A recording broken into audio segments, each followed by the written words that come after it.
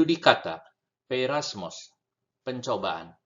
Yakobus 1 ayat 12. Makarios anerhos opoumenei peirasmon. Berbahagialah orang yang bertekun dalam pencobaan.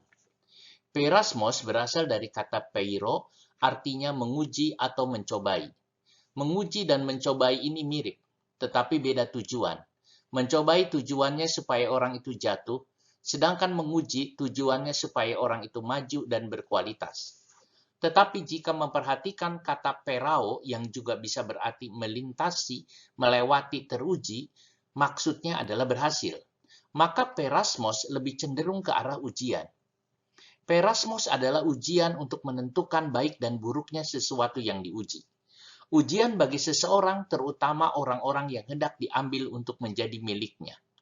Ketika seseorang membeli barang, bukankah barang itu harus diuji dulu? Jika baik, maka diambilnya. Sehingga perasmos berkaitan juga dengan penyaringan. Tuhan ingin menyaring kita.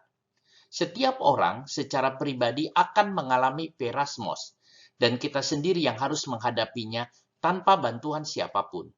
Karena kualitas tidak ditentukan oleh orang lain, tetapi diri sendiri.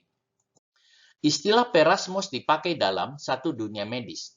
Dokter memeriksa kesehatan seseorang dengan melakukan suatu ujian sampai tingkat kekuatan seseorang.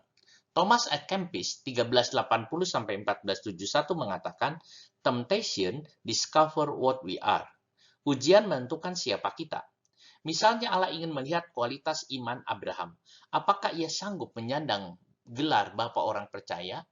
Maka Tuhan menguji imannya, perasmos, untuk mempersembahkan anaknya, dan ia lulus. Memang ujian ini mengerikan, tetapi ini bertujuan menilai kualitas seseorang. Akhirnya Abraham layak disebut Bapa orang percaya. Tujuan perasmos untuk mendapat tugas yang lebih besar lagi. Jika seseorang bertanya-tanya, mengapa Allah tidak mempercayakan dirinya dengan tanggung jawab yang lebih besar, mungkin ia mencoba menghindari ujiannya. Jadi, jika perasmos datang kepada kita, bersukacitalah. 2. Tentang dunia perjudian. Seorang menguji atau perasmos akan keberuntungannya di meja judi. Misalnya, dalam Lukas 4 ayat 1-13, iblis mencobai Yesus.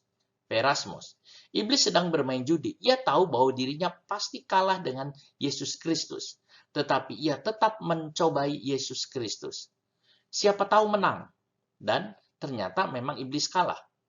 Iblis juga ingin berjudi dengan orang Kristen. Siapa tahu menang. Walaupun ia tahu dengan nama Yesus, orang Kristen pasti menang. Tetapi ia tetap berjudi. Jangan kita dibohongi iblis. Ia sudah kalah. Iblis hanya berjudi saja. 3. Untuk menguji kesungguhan seorang laki-laki untuk mendapatkan mempelai perempuan. Kita juga melihat bagaimana ketekunan Yesus, kesabarannya, kesungguhannya untuk mendapatkan gerejanya, bahkan sampai ia mati di kayu salib. Yesus adalah mempelai laki-laki yang sudah teruji kasihnya kepada kita sebagai gereja Tuhan. Demikian juga kita harus juga teruji di dalam kasih dan kesetiaannya kepada Tuhan. Perasmos bukanlah klipsis. Klipsis adalah kesukaran besar, kesesakan, penderitaan. Klipsis dihubungkan dengan zaman kesusahan besar, yaitu zaman antikris. Sedangkan perasmos tidak. Jadi, jika sesusah-susahnya yang kita alami sekarang ini, itu masih bersifat perasmos. Dan perasmos diizinkan Tuhan tidak melebihi kekuatan kita. 1 Korintus 10 ayat 13. Perhatikan bahwa perasmos diberikan karena Tuhan ingin melihat kualitas rohani kita. Amin. Haleluya.